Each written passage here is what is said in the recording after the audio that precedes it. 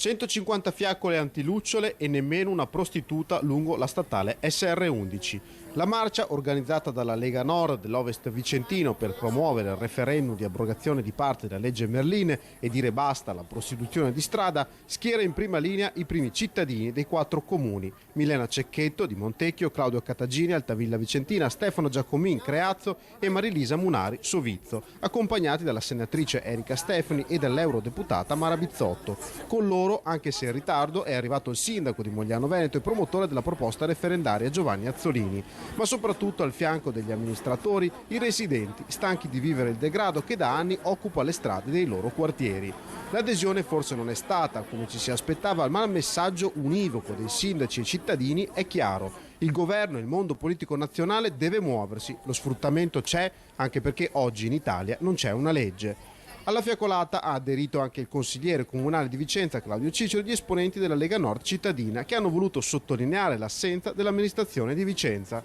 Se è vero che ci vuole una legge ad hoc, spiega Carlo Rigon, segretario cittadino della Lega, l'incombenza del referendum è uno stimolo perché il governo si occupi della vicenda.